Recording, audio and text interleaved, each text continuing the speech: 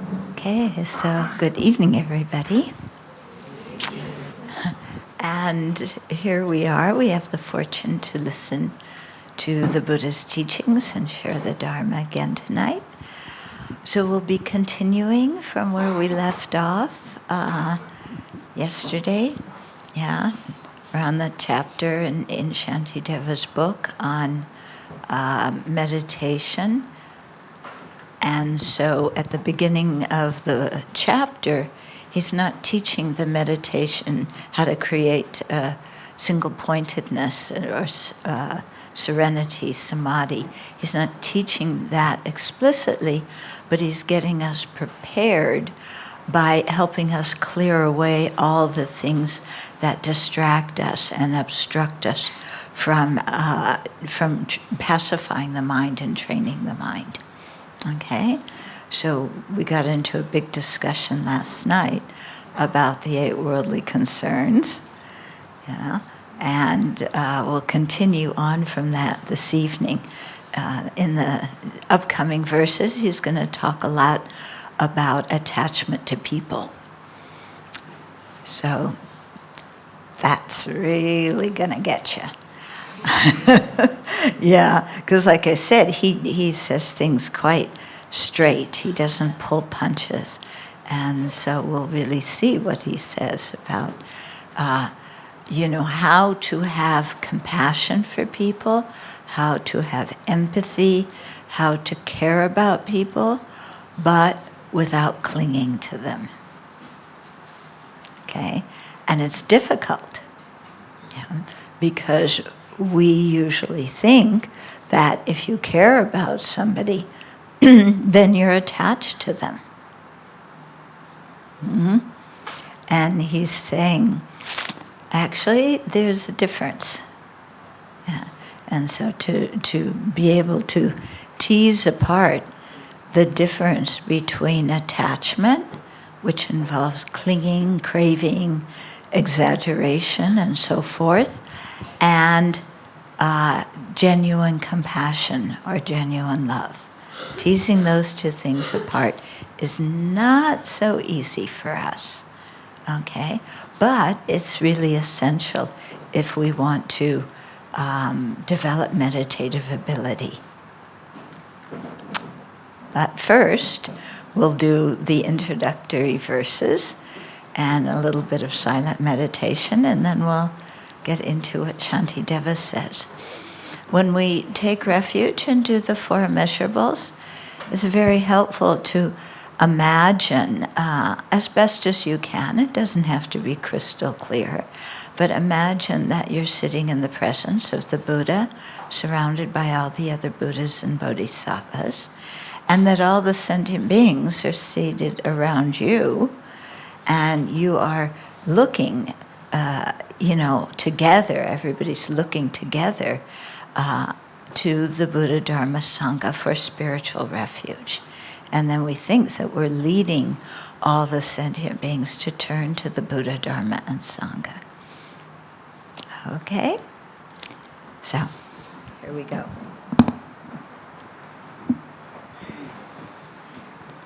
I take refuge until I have awakened in the Buddha, the Dharma, and the Sangha.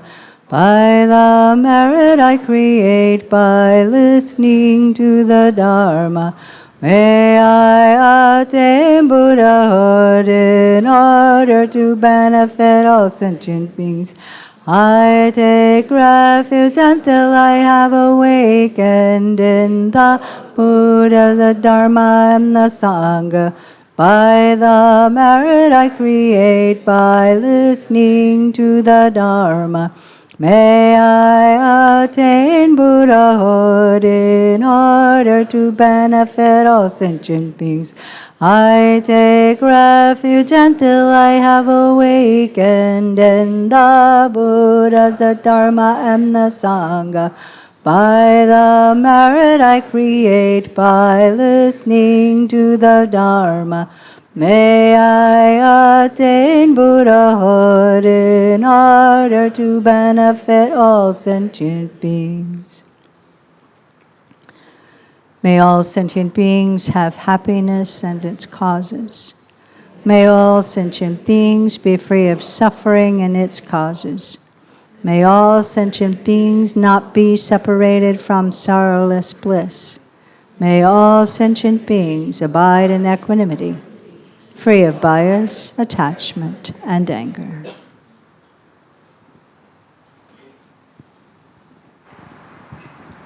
So go right into some silent meditation for a few minutes. So we did the first three verses yesterday. Okay, so verse 4 says, having understood that disturbing conceptions are completely overcome by superior insight endowed with calm abiding, first of all, I should search for calm abiding. This is achieved through the genuine joy of those unattached to the worldly life. Okay, so there's some terms here. Yeah. Having understood that disturbing conceptions, so we talked about them, the afflictions, the wrong views, and so on, all the stories we make that we fabricate. So all of these, which are the cause of our cycling in samsara, as well as the obscuration that prevents us from becoming Buddhas, and especially the latencies or the predispositions towards these afflictions, are big hindrances to becoming Buddhas. So to eliminate them, here the way the book translates it is superior insight endowed with calm abiding. Oh, we don't have the verses up. Oh, yeah. Now we do. Okay, so here when it says superior insight, I usually just say insight. And that refers to Vipassana meditation. Okay, and all the Buddhist traditions have Vipassana meditation. Okay, in the West, Vipassana has come to refer to a specific group of Buddhists or a specific group of meditators, but actually the word Vipassana is a meditation technique that is found in all the different Buddhist traditions. Okay, so insight, and insight is the mind that penetrates, that can see the nature of reality. And calm abiding is, I like to translate that as serenity, or it's in Sanskrit or Pali as shamatha. Okay, so you always hear shamatha and vipassana. So it's serenity and insight. Yeah, and so to overcome all these afflictions and misconceptions, we have to unite serenity, which is on the side of concentration and stabilizing meditation, with insight, which is on the side of analytic meditation, okay, or probing the nature of reality. So serenity is trying to calm the mind and make it single-pointed. Insight is trying to penetrate the meaning of how things exist. Okay, so we need the union of those two. But before you can get the union, the first one you develop is serenity. Okay, so that's why it says, first of all, I should search for calm abiding or serenity. Okay, and serenity is achieved through the genuine joy of those unattached to worldly life. In other words, to gain these very deep states of concentration, we have to overcome attachment to worldly life, and specifically the desire realm. Okay, So there's three realms of existence in samsara. One is the desire realm. That's the one we're in. The second one is the form realm. Those beings are born there because of states of serenity. They have bodies made of light, and they've subdued a number of afflictions, but they haven't eliminated them totally. And then the formless realm, where beings are even in deeper states of samadhi, but they're so, and they don't have gross bodies, but they're so withdrawn into their samadhi that they can't really explore the nature of reality. Okay? But to gain the meditations in the form realm, which are the ones that we want to unite with insight in order to realize the nature of reality, to get to actualize those kind of meditative states, we have to overcome the afflictions of the desire realm.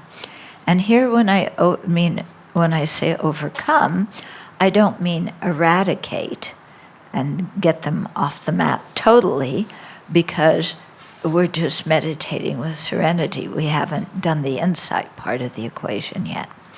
But with serenity, we can suppress the very gross levels of afflictions.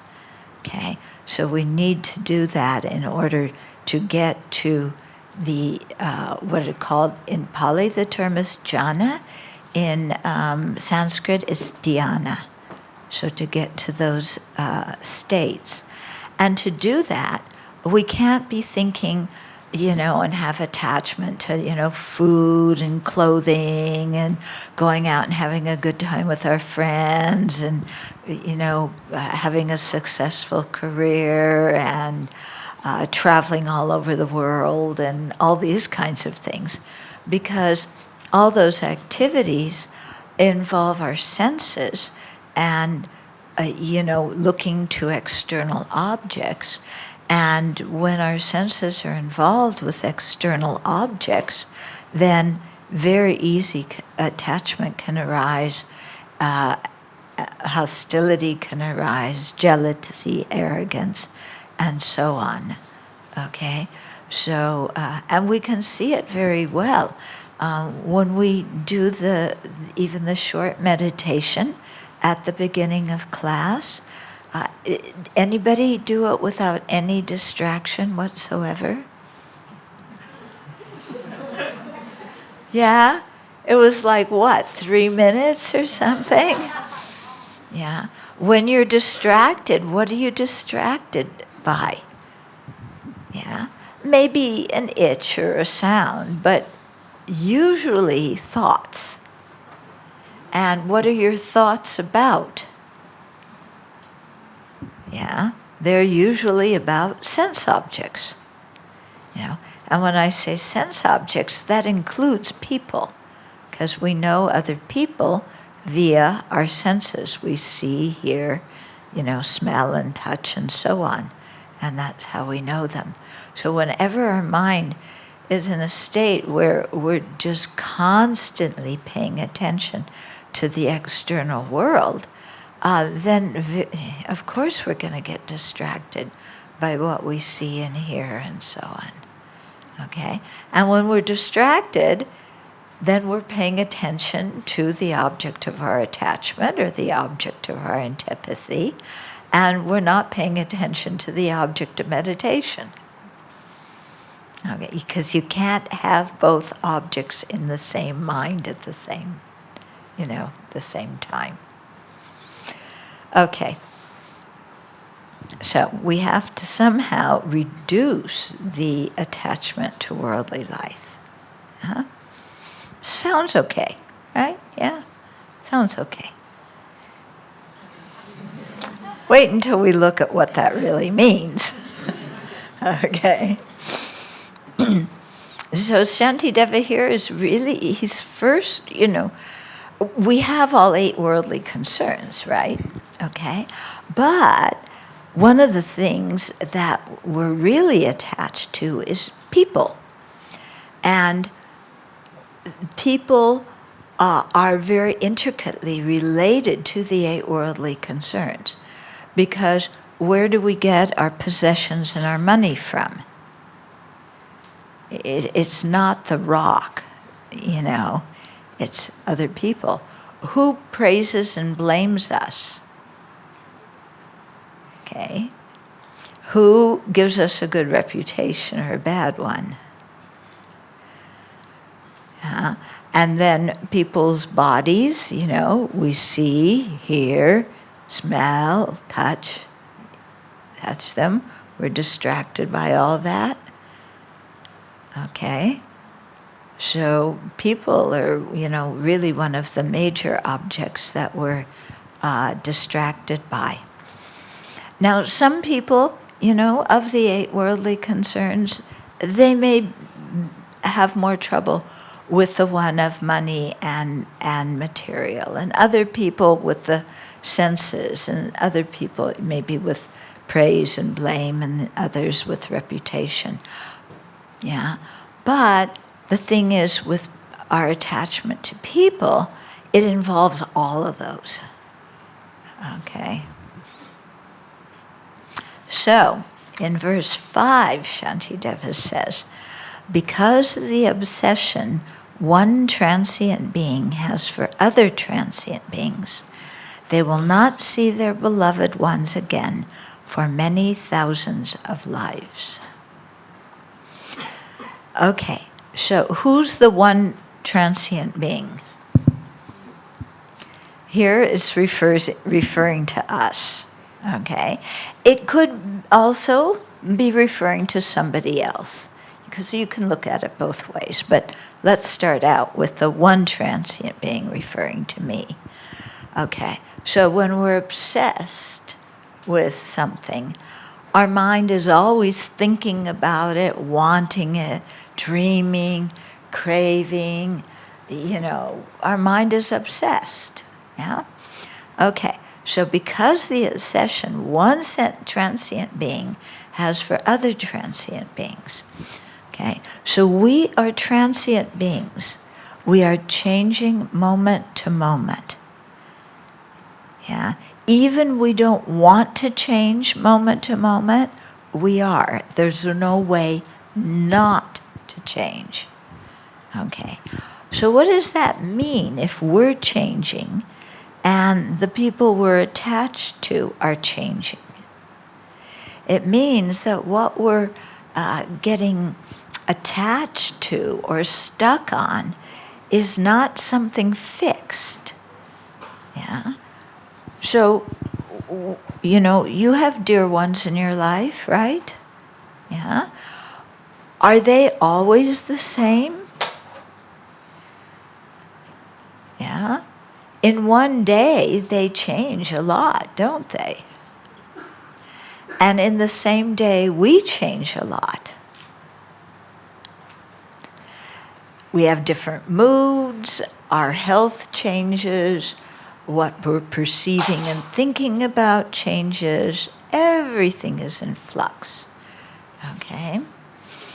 So here we are changing moment to moment, and we're getting attached to somebody else who's changing to moment by moment. And when you're attached to somebody, what is it you want? We want security. Yeah? If I'm attached to somebody, I want them always to be there. I want them to be predictable. I want our relationship to remain the same and not to change in any way. Because I'm seeking security, and security means that things are stable. I can predict what's going to happen. Yeah. But are our relationships with people stable? Are other people stable? Are we stable? No, the whole thing's changing in each nanosecond. Okay, so what we want and what reality is do not coincide. So when what we want and what we expect does not coincide with the reality, what's going to win? Our expectation or reality?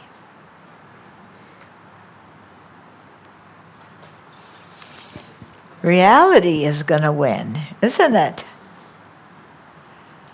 Our expectations, we can have as many expectations as we want, but that doesn't mean that our expectations are going to actually occur.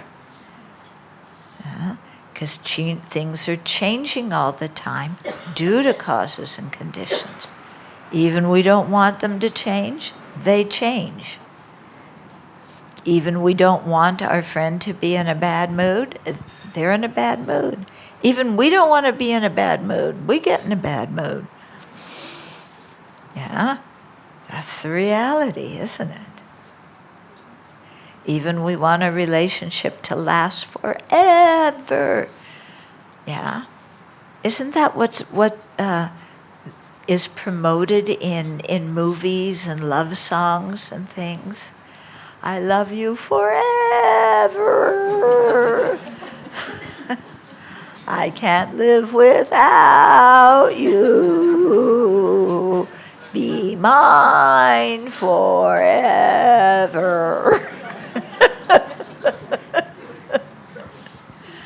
Yeah? That's what we want. But that's not what's happening. Yeah?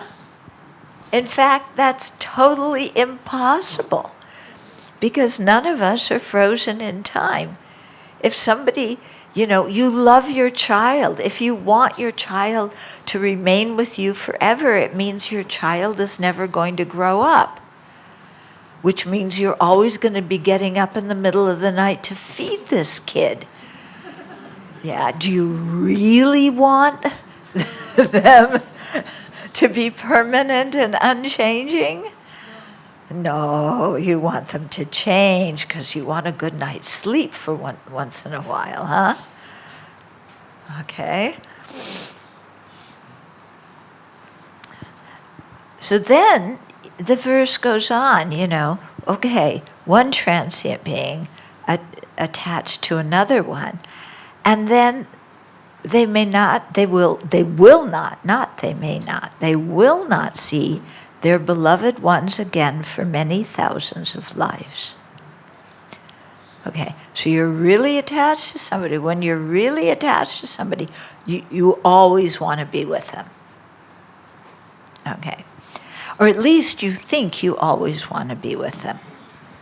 But think about it, okay?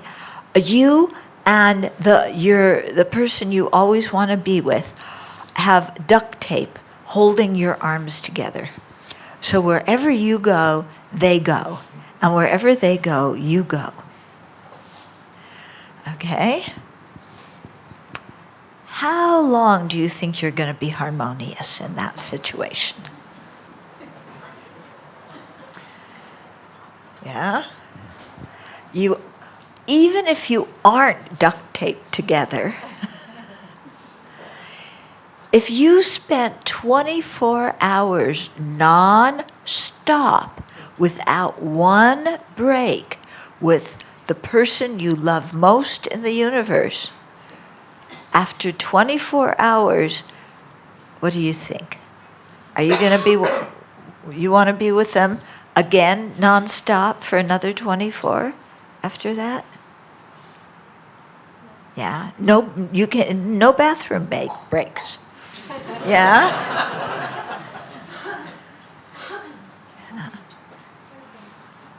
I mean, after being with the same person 24/7 for a short while, we're going to go, get me out of here. I want to be alone. I need some quiet time. I want to do what I want to do and not always, have to do what you want to do. Okay. So we say, I never want to be separated. But in fact, if we were never separated, we would go totally bananas and want to get rid of the person.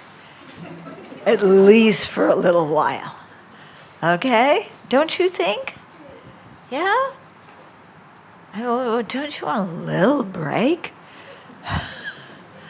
Okay. So you can see already, we say, I never want to be separated. But actually, we do want to be separated. Yeah. So something's not matching between what we say and what we really want. In addition, we do want to be separated, but we want to control when we're separated. Okay. I don't want my honey to walk out in the middle of a good, conversation. I want to determine when we're together and when we're separated. Can you do that all the time? No, you can't, because the other person has wishes and needs, and then there's the practical aspect of life. Okay? So that's just talking this life. Here, when Shantideva says they will not see their beloved ones again for many thousands of eons, it means that in this life you're very close. You're extremely good friends, or your blood relations, or whatever. But as soon as you die, we're born in totally different places. Yeah? And we may not see the person that we're so close to in this life. Yeah, we may not see them again for thousands of years. And when we do see them again, we're not going to recognize them because they're not going to look like they look now. Okay?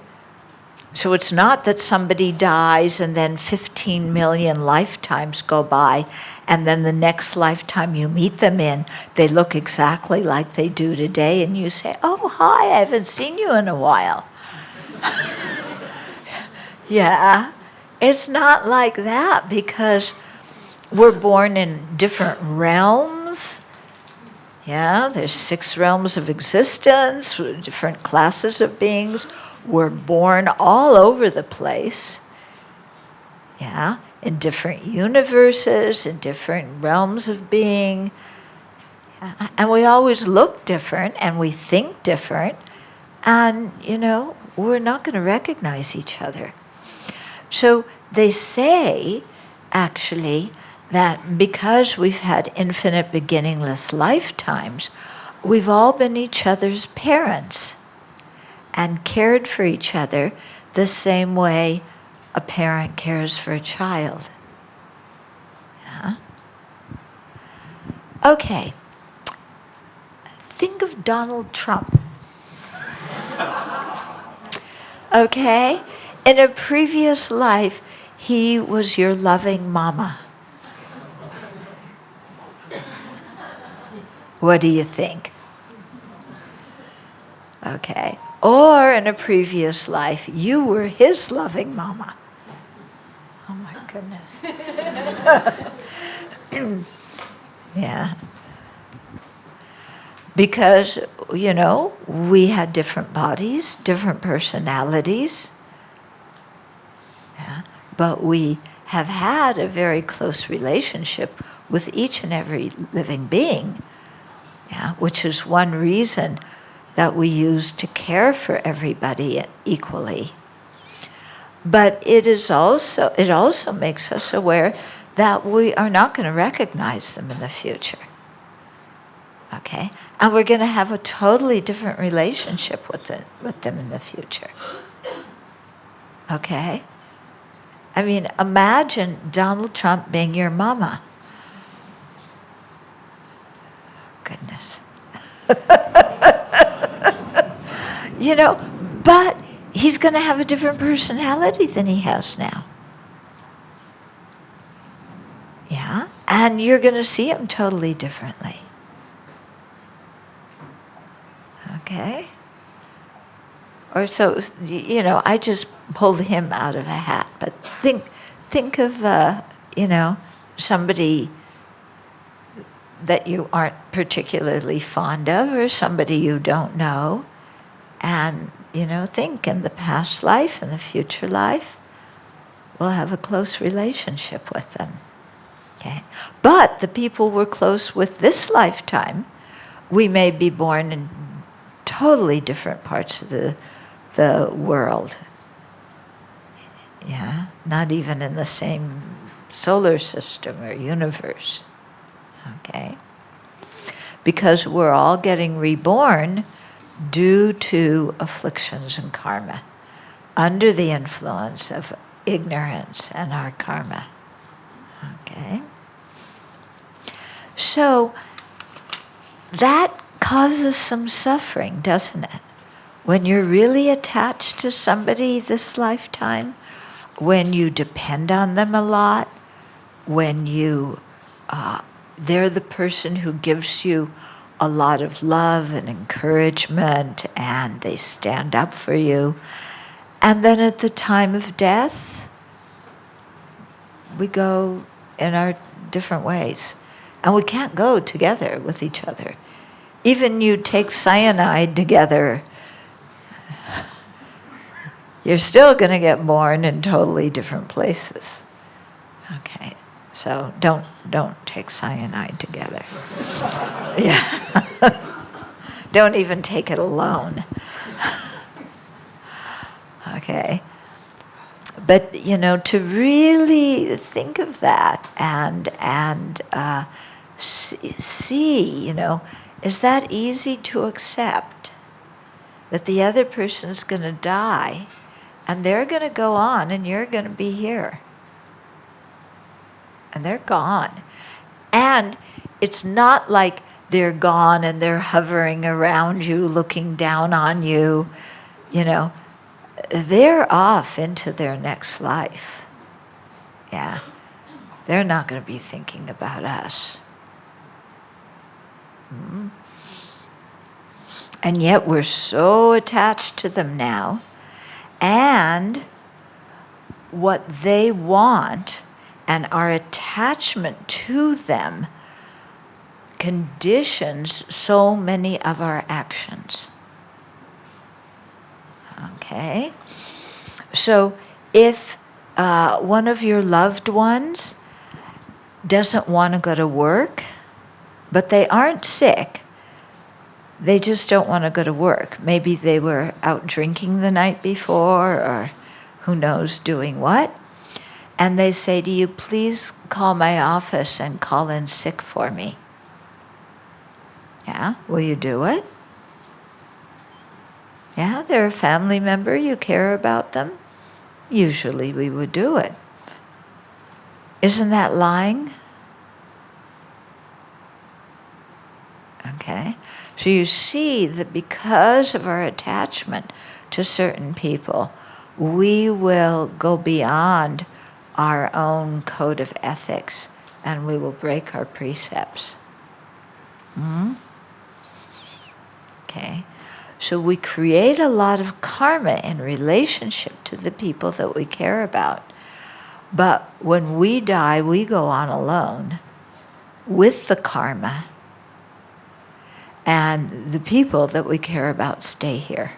And we're not going to see them for a long, long time. And when we see them, we're not going to recognize them.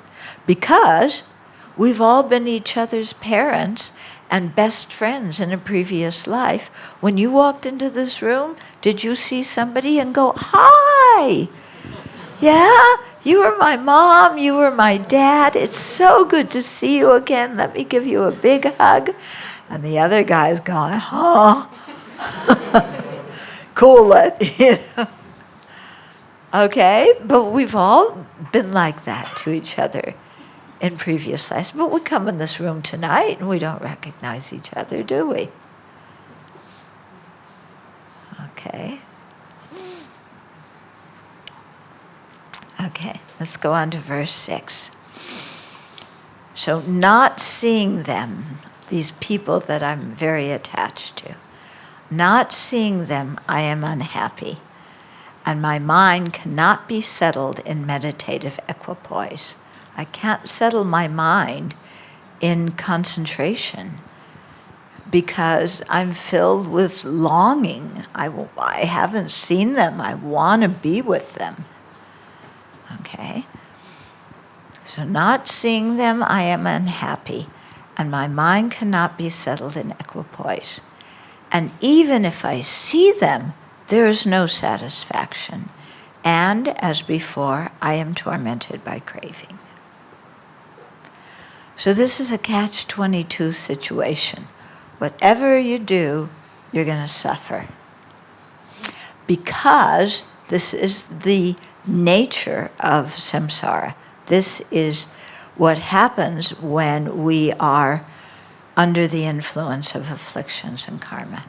Okay? So think of somebody you really care about. When you don't see them, you miss them. Yeah, don't you? Yeah, you want to see them again. You want to be with them again. When you think about it, yeah, just even on our earth, there's coming on almost 8 billion people. Out of 8 billion people, we long to be with one. Maybe 2 or 3. Maybe 4. But not very many. Because our mind is saying, I can only be happy when I'm with that person. So that means the other 7,999,999,999 human beings on this planet, when you see them, you're not going to be over the moon with excitement and delight. That's a little bit of a narrow mind, don't you think? It's pretty narrow. But that's what attachment does. Yeah. You are the one and only special one. And we get attached to family members, to very good friends. Yeah. But what's really weird about this whole thing is, who do we treat the worst? We're most attached to friends and family members. Who do we treat the worst? Strangers or family members and friends? You all know the answer, don't you? Yeah. Isn't that weird? Why do we do that? The people we care about the most are the ones we blow up at, scream at, yell at, throw things at, call names, yeah, stomp out of the room, insult, belittle, yeah, even haul off and whack them. And those are the people we care about the most about. We would never treat a stranger like that. Isn't that strange? Do you think that's strange? Yeah. Why do we do it? Again, the reason is attachment, clinging attachment. We've exaggerated the good qualities of someone. Yeah. We've made them such a part of our life that we feel that we don't even need to use regular, normal human manners when we're around them. That we can say whatever we want. You said you love me, so I can yell and scream and throw things, and you'll still love me. How long's that going to last? Yeah, that's not going to last so long. Okay.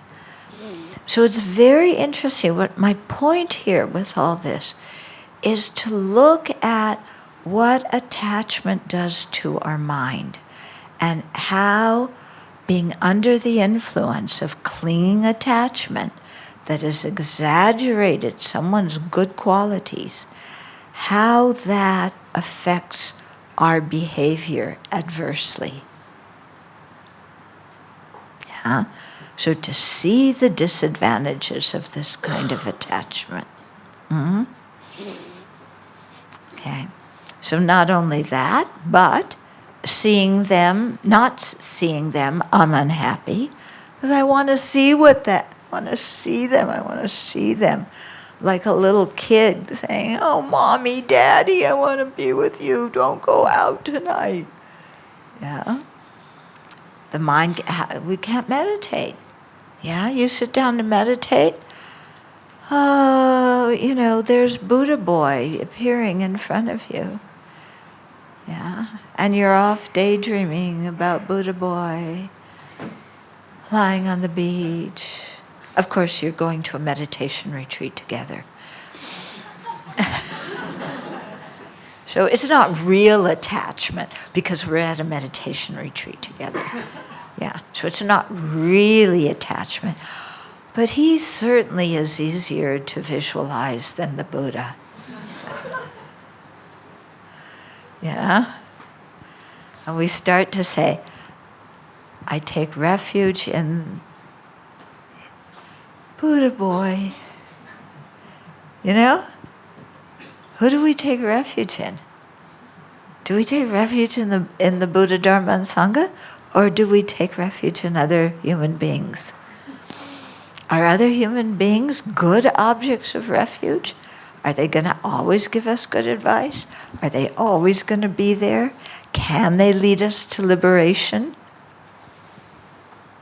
Yeah? Can any of your family members lead you to liberation? Can they teach you the path to awakening?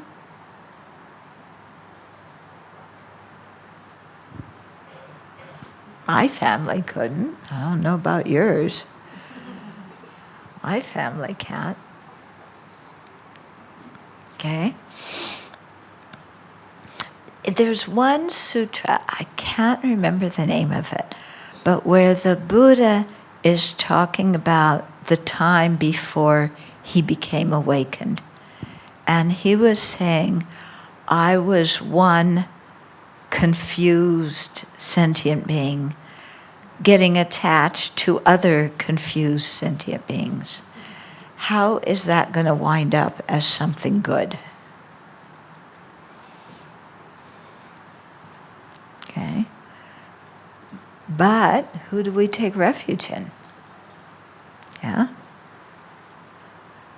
We take refuge in confused sentient beings who are impermanent, who are going to die, who don't know the path to liberation, and who sometimes will get really mad at us. So we really are confused sentient beings, aren't we? Yeah, when you think about it. So not seeing them, I am unhappy, and my mind cannot be settled in meditative equipoise, because I'm daydreaming about them. Even if I see them, there is no satisfaction. Why? Because I want to go out and have a good time, and they don't feel well. I want to go out and watch a movie, but they don't want to see that movie. Okay? I want to have a deep philosophical discussion, and they want to eat French fries. Yeah? Even I see them, there's no satisfaction. Even we happen to be on the same wavelength for a period of time, we're going to have to separate, aren't we? Unless we try the duct tape method. But the duct tape method is not going to bring happiness.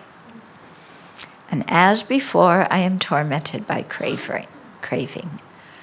So if we're with the people that we cherish, we're not fully satisfied. If we're not with them, we're full of craving, we're not satisfied. Okay, this is a function of clinging attachment and ignorance.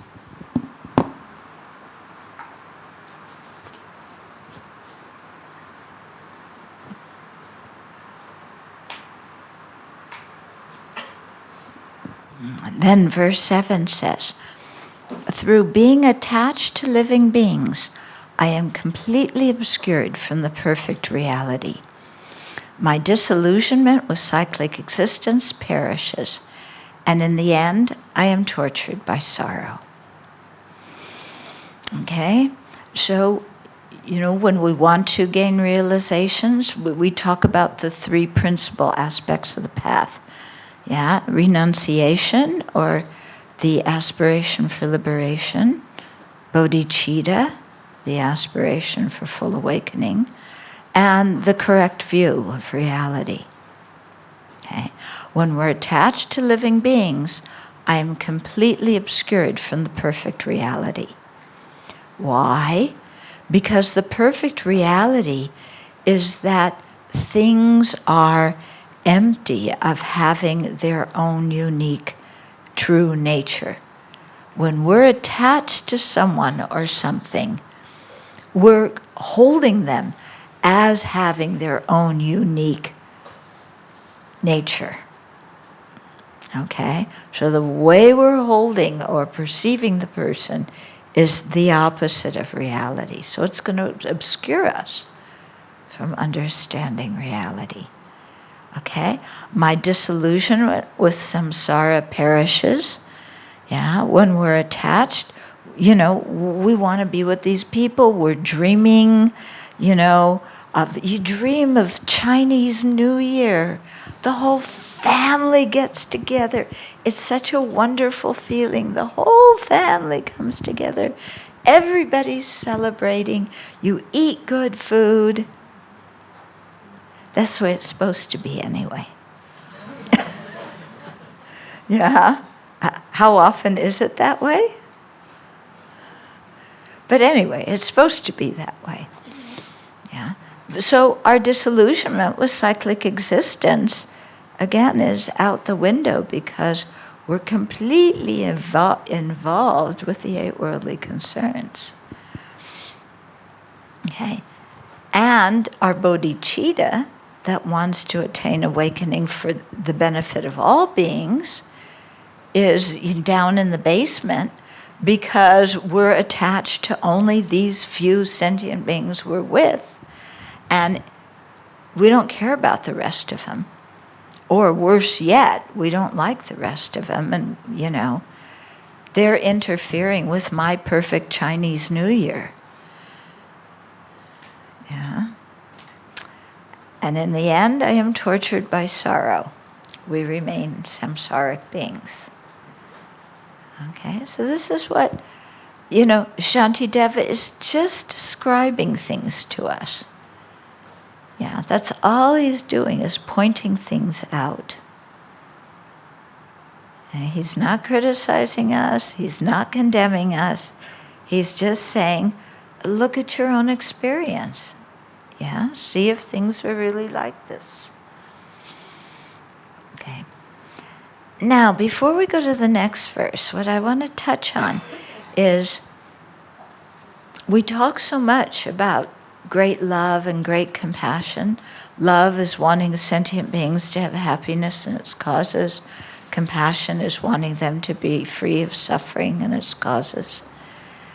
And so you say, well, we're trying to generate love and compassion, but these verses sound like we're criticizing other people and saying that, caring about other people is foolishness. So how do we put those two things together?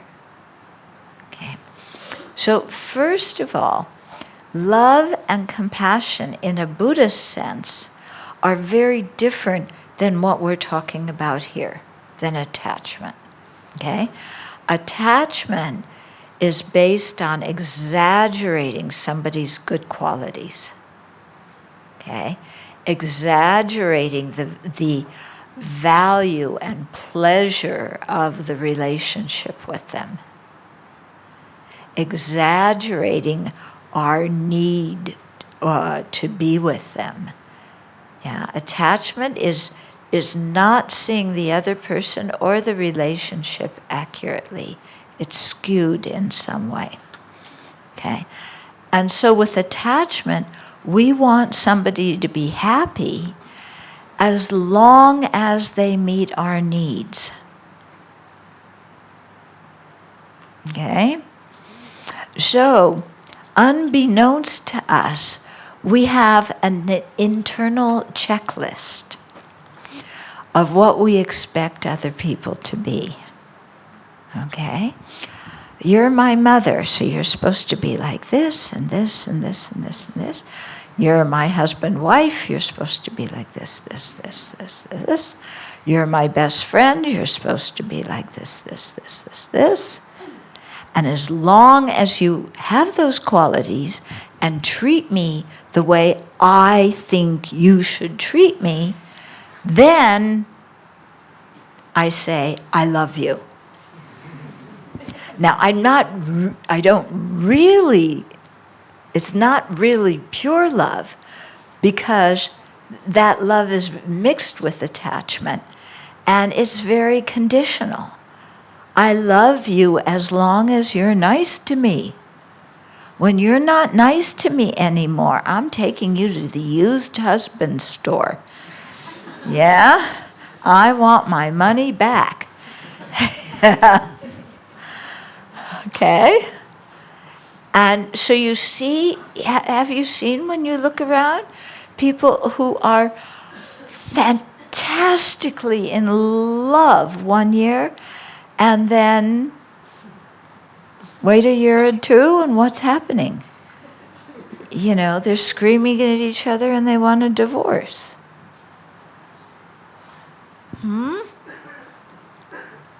Okay. Remember Prince Charles and Princess Diana?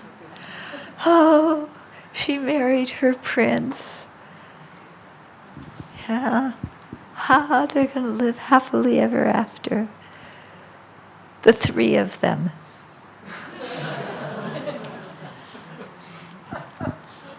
Because he didn't give up his girlfriend.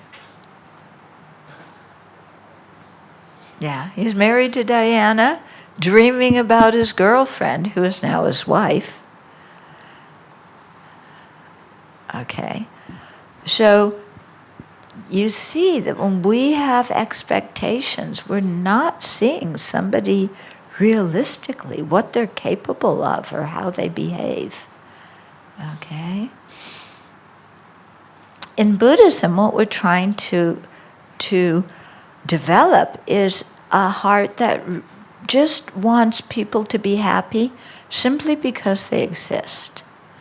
Not because they make me feel good, not because they tell me how beautiful I am and how much they like my hair.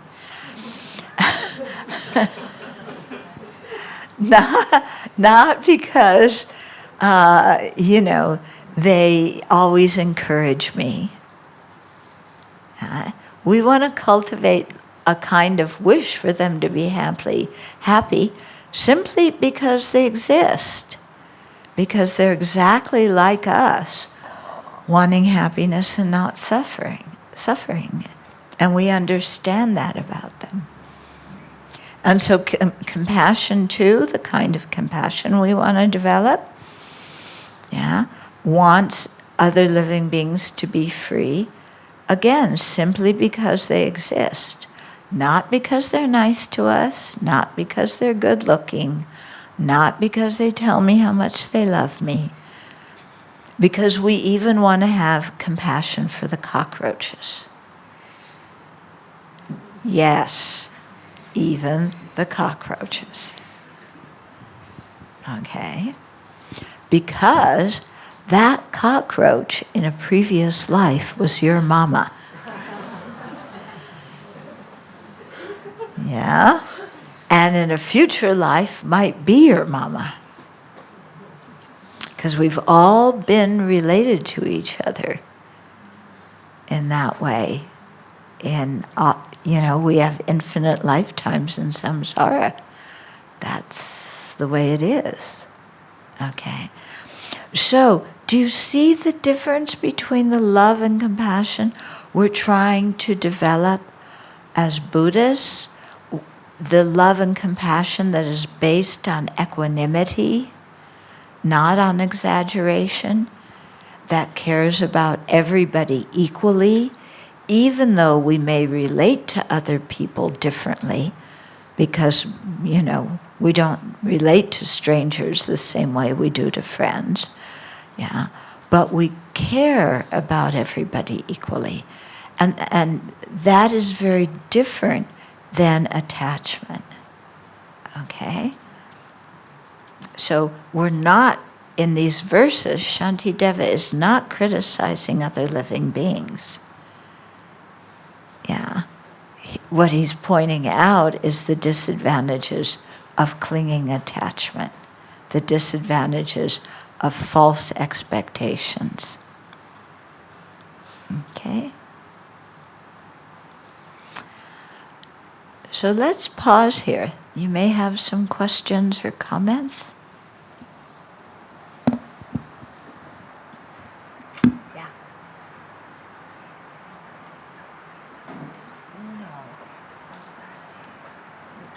No, I'll do it over the weekend. If there's people who want. Nobody's asked me.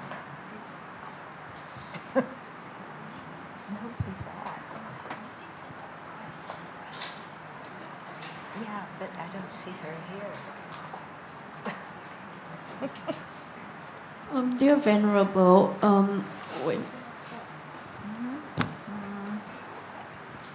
when you say that in the text it says that if you're very attached to somebody, then you won't see them for like many lifetimes. That sentence like makes me very scared because I'm very attached to my family especially, and it just brings up so much fear in me. Okay. Yeah, it can, when we're very attached to people, the idea of not being with them brings up a lot of fear for us. Okay? But if you recall, in a previous life you had a family that you cared about and you didn't want to be separated from, and then they died, you die, you don't know them, you have a new family. Okay? So it's not like if you're separated from your family, it's not like nobody cares about you, or that you don't have any help, you don't have any support or any friends. Yeah?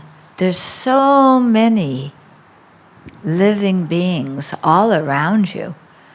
And when you open your heart, you can connect with all of them. And people are very, very kind. So we don't need just our family. Yeah. Okay?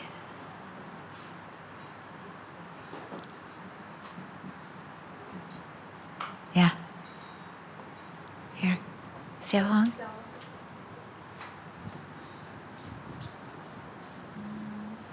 Hi, Venerable. So I have a question, and this maybe has nothing to do with the teaching, but more about your advice how to help someone. So this someone often suffers from existential angst, and when he gets into this existential angst, his point of view in life becomes nihilistic. Mm-hmm. And I don't know how to help him, because I try to introduce him to meditations and yoga, and he says actually if his mind calms down, it makes the situation worse because the existential angst becomes bigger. Mm-hmm. It's and he needs to get distracted to make sure that he just avoids it completely. So I don't know, I cannot shove down Buddhism down on his throat. I don't think he will welcome that very much. So Okay. It's very difficult for me when people ask about a personal situation in a group, and it's difficult for me to answer because I don't know the other person. I don't know all the circumstances of their life.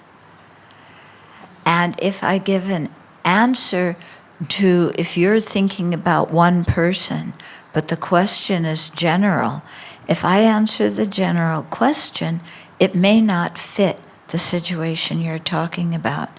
And I don't know the other person and have the details. So I can't really give advice, you know? I could say, you know, give them some Buddhist books, the very elementary, simple Buddhist books, and let them, you know, read them and see maybe something when they read the Dharma will ring a bell and, you know, they'll be attracted to it. That's the best I can offer. Aside from that, I don't know the person. I don't know your relationship with them. It wouldn't be fair for me to give a personal answer to that. Okay? Sorry. Yeah. Good evening, everyone, and Venerable. Thank you so much again. I just have a question about love. Mm-hmm. I think a lot of people include myself, see love as a form of attachment. However, love is always seen as a good thing. I've not heard anyone say love is bad, mm-hmm. but attachment is bad. Mm. So how do we separate love and attachment, I guess? And where is it more compassion and where is it more love? Like, if you could clarify. The difference between them I just described, okay, just a few minutes ago. So maybe think about that some. And the difference between love and compassion is love wants others to have happiness in its causes. Compassion wants them to be free of suffering in its causes. Okay? We often say love in society, but what we mean is a mixture of love and attachment. Okay? But I just described the differences, so maybe you can get the tape and listen a bit. Yeah?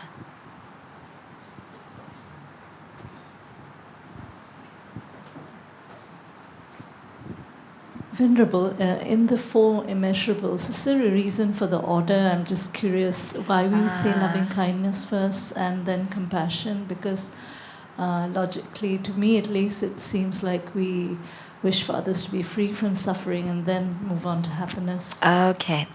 In different situations, the four immeasurables are in different orders. Okay?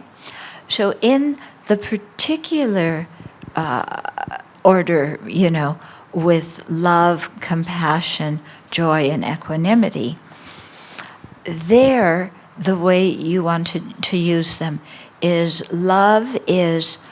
you want love to be your just spontaneous way of relating to everybody, kind of an open, friendly mind, yeah? And then, so if you start out meeting people with that open, friendly mind, we'd say there's loving kindness or metta there, maitri in Sanskrit. And then if that person suffers, then we have karuna or compassion for them. Okay. When they do well and they're successful, then we have joy for them. And when they're tangled up in difficulties and are not receptive to our help, then we practice equanimity with them. Okay? So that's why it comes in that order. You know, the first kind of usual way is starting off with love. Okay? Now, when in the Mahayana tradition, when we're generating bodhicitta, okay, when we can cultivate either general love or general compassion first. It doesn't matter, okay? And I feel very much the same as you, that it makes more sense to me that first I would have compassion and want them to be free of suffering before having love and wanting them happy, to have happiness. But with other people, it might be cultivating love is easier for them, and then compassion. Okay? Yeah, so different situations, then they can be in different orders. Okay? Mm-hmm.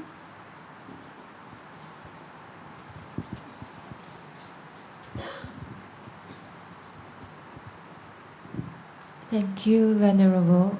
I want to know whether if people are attached to us, our loved one, if they're attached to us, then when they fall sick or eventually when they're dying, which sequence should we do? Reduce our attachment to them or help them to reduce their attachment to us? Or if we understand that if they are going to die or eventually they should not cling, right? Yeah. So, or we do what we're capable of. What's your recommendation? Well, those two things go together. We strive not to be attached, but we do what we're capable of. Okay? We practice non-attachment, but when a situation happens, it's always that we do the best we can. Okay? So, our own attachment is the only attachment we can control. Yeah.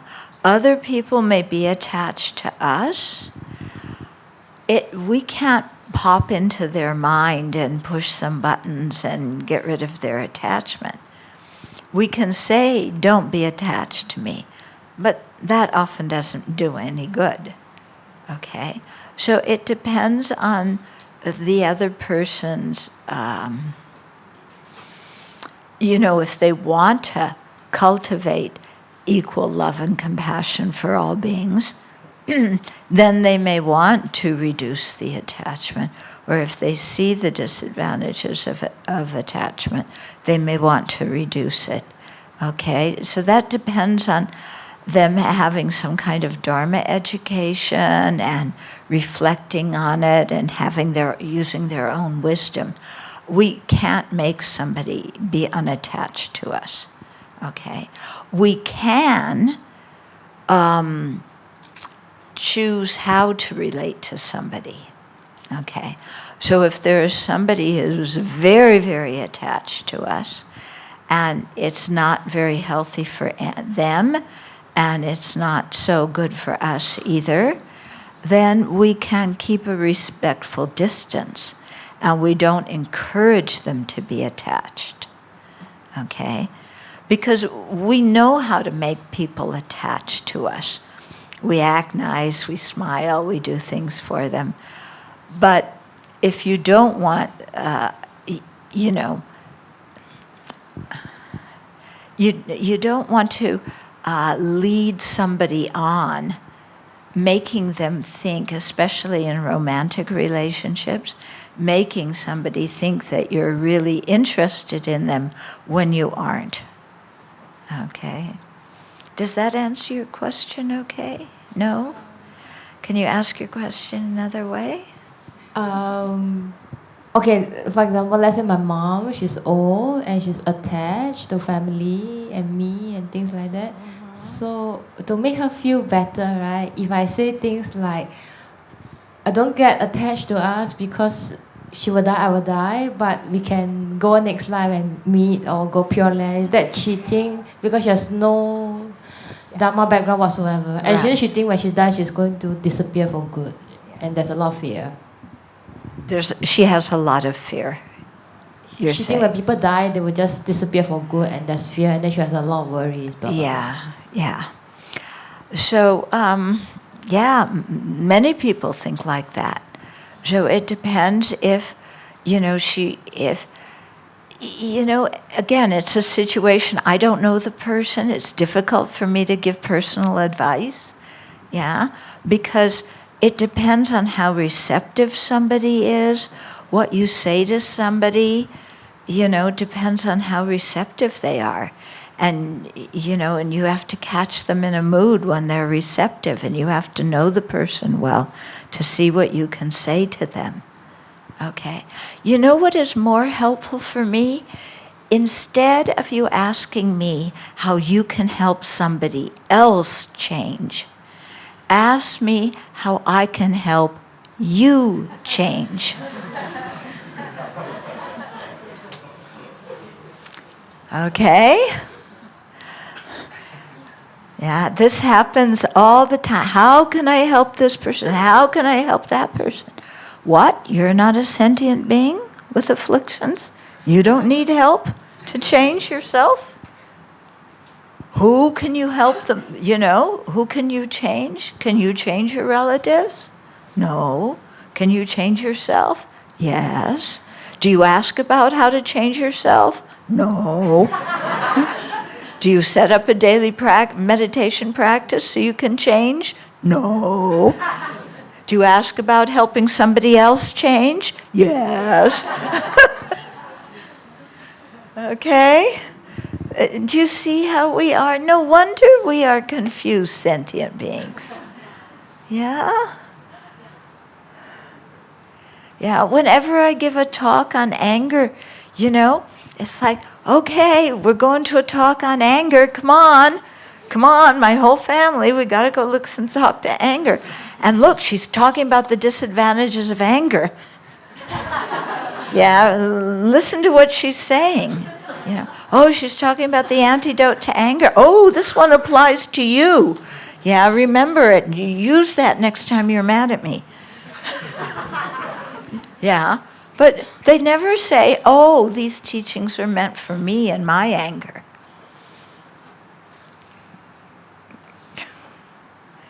Okay, let's do some written questions here. Okay, we heard so much about the Buddhahood project. Can you share about this project and how we can contribute? Thank you. Let me hold off on that one and do that at the end. Okay. When we are stuck or at the lowest point and overwhelmed by all the strong emotions, got the scene? It is the best time to cultivate bodhicitta, but most of the time we know, but we can't. How do we bridge the gap between knowing it conceptually and putting it into actual practice? First of all, you don't wait until you get really stuck at the lowest point. Okay? You know, if you're really sick, you don't wait until you're on your deathbed to get some medicine. So if we look in our own minds and we see that, you know, our mind is often uncontrolled, then now is the time to practice. Okay, we don't wait until extreme situations.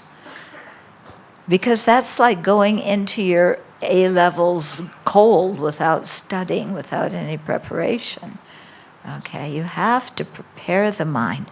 How do we bridge the gap between knowing it up here and practicing it in here? People who attended over the weekend, what did I say to that question? What was the answer I gave?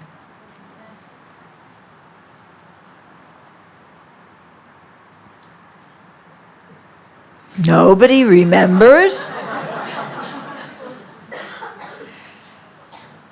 This came up over the weekend. Familiarize repeatedly, giving it time with joyous effort. Yeah, we have to practice it repeatedly. And we have to practice it over time. And we have to practice it with joyous effort. Yeah, they have not and they never will invent a pill that you can take that will give you all the Dharma realizations. It's only through hard work. But it's not hard when you start to practice and you see how your mind changes and you feel so much better. Okay? How do we uncover that soft spot of pure bodhicitta in difficult times?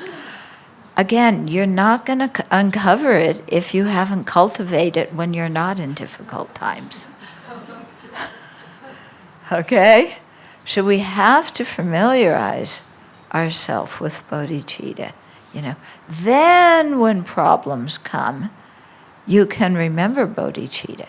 And when problems come, then if you've habituated yourself with the thought of bodhicitta, then when you have problems, you say, oh, this is my bodhisattva training. I want to be a bodhisattva. I have problems. How do I work with my mind to overcome my problems? What did the Buddha teach? When you have this kind of affliction, what do you meditate on? When you have that kind of mental affliction, what do you meditate on? Okay? So you have to know the afflictions, the antidotes, to practice them, and then, when difficulties come, you don't just go bodhicitta, bodhicitta, bodhicitta, bodhicitta, bodhicitta, chitta, bodhicitta, bodhi, bodhicitta, bodhicitta, You say, okay, there's a difficulty. I want to be a bodhisattva in training. How do I deal with this difficulty? I've gone to many, many Dharma teachings. Do I remember what my teachers say? I've read many Dharma books. Do I remember what they say? Have I contemplated these things before or not? Okay? So that's what we have to work on. Mm-hmm. Okay. It'd be so much nicer if I gave you another answer, wouldn't it? Yeah? If I just said, oh, you have problems, you're overwhelmed, you feel miserable, just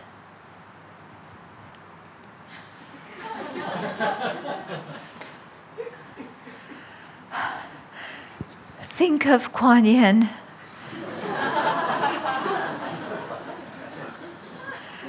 And be overwhelmed with Kuan Yin's compassion.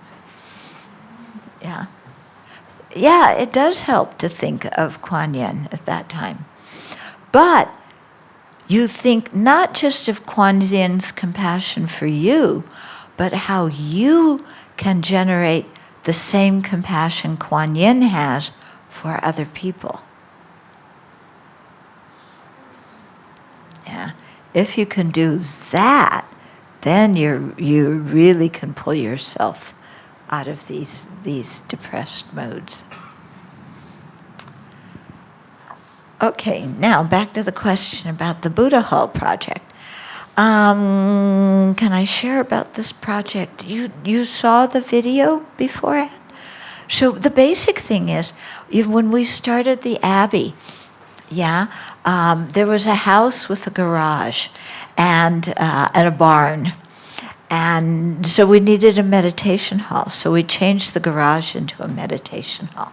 And it's been a really great meditation hall, but we've outgrown it, okay? And when we have a course, now people are really squished together.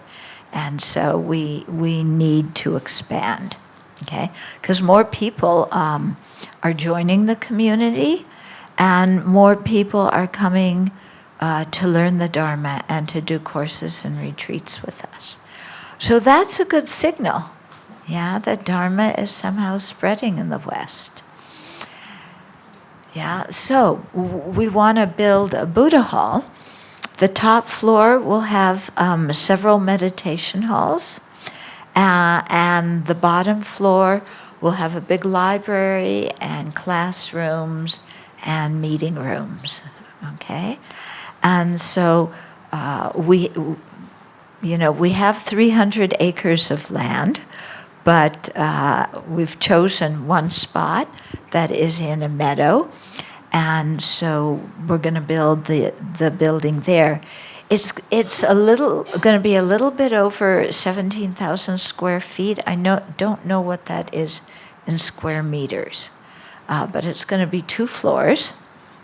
Okay, and we have a wonderful architect. He has designed some of our other buildings, and so he's designed this one, and he's not Buddhist, but he's very sensitive to how to create a space that is going to inspire people spiritually, and how to make it so that people can get from one part of that space to another to do the different Dharma activities they're going to do.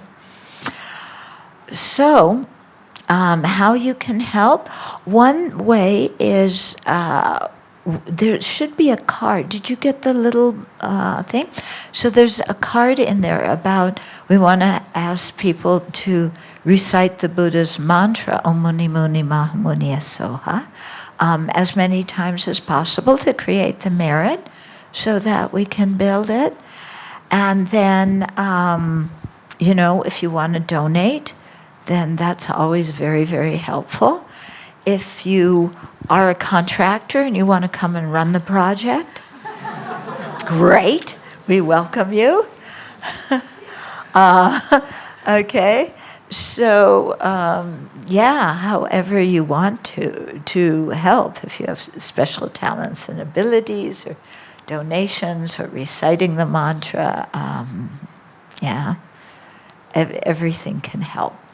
We're not sure when we're going to break ground because we have to get a lot of different permits. Because we are in the countryside.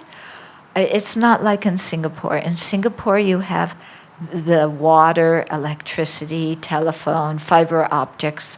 That's all here in the city. The government has, arranged it. We have to build a water system. Yeah. So when you take a shower at the Abbey, you better enjoy it, because it's gonna cost like $150,000 to $200,000 for your shower, because we have to build tanks and pump the water up, and then it has to flow down. Then we have to build a septic system. Okay, we have to put in the electricity for the building. Put in the fiber optics, the telephone, and that's before you even build the building, So, then there's pouring the foundation and the walls and so on. And building in America is also different than building in Singapore, because where we live, we need both heating and aircon. Yeah? So right now, it's, this week it's going to snow where the Abbey is. Yeah, can you believe it? We're here and it's like so hot, but there on the same planet, it's going to be snowing. But in the summer, then it's very hot. Yeah, so we need buildings with a lot of insulation and good heating, good cooling, all sorts of stuff like that. Yeah, but it'll be really beautiful, and when it's done, then you can all come. Actually, you can come before it's done. Yeah, and it's really a happy occasion because, when more people are interested in the Dharma and they need the facilities to learn the Dharma, that's something to really rejoice at. Yeah.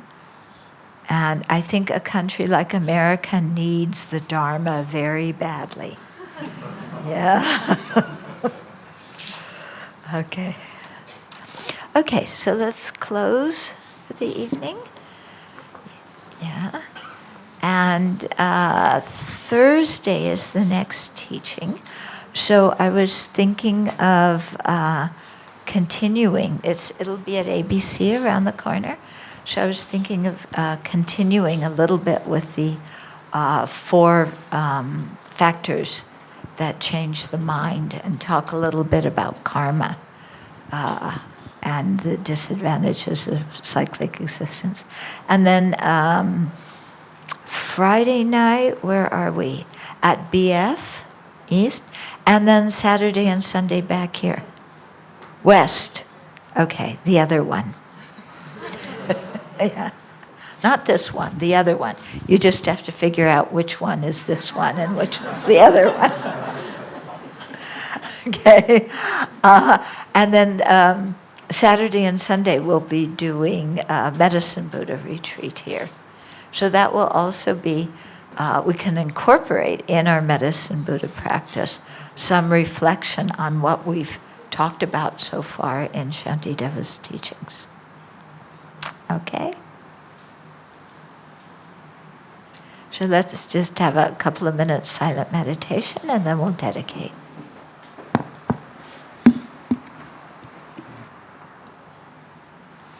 And then let's dedicate.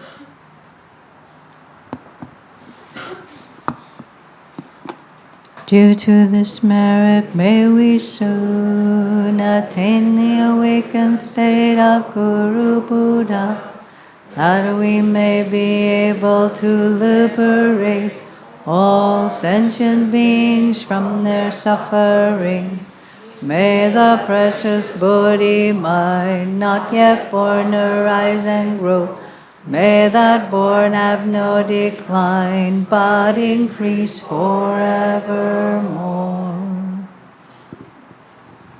Thank you, Venerable, for your teachings. Wait, I want to say something. I want to thank all of you first, okay? So all the people at Pure Land who have been long-term friends for many, many years and who offer this place, and so all their staff, and then all the friends of Srivastava Singapore who have also been even longer-term friends. Yeah, ever since they were in Pali together. Now they're getting old and have gray hair. So I've known them for many years, yeah, and always helping and assisting with these things. So many thanks to everybody who made this possible, and to all of you for coming, too.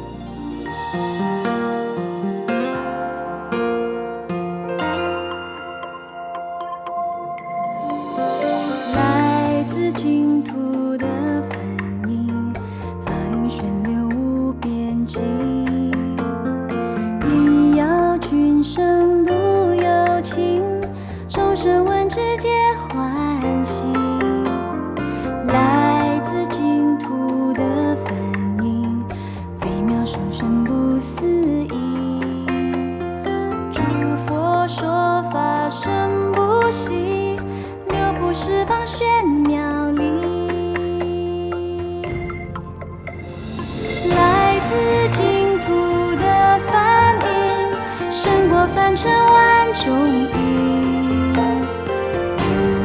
来自北大愿力，迷路只归是真理。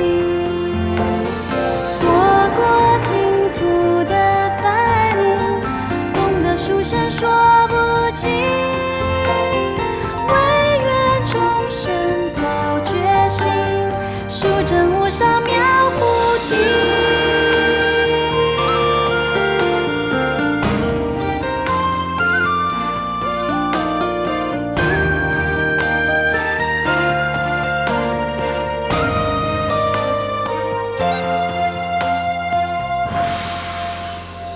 来自净土的梵音，微妙殊胜不思议。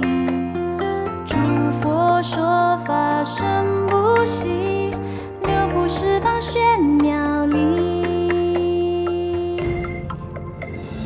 来自净土的梵音，胜过凡尘万种意。来自北大愿力，迷路只归是真理。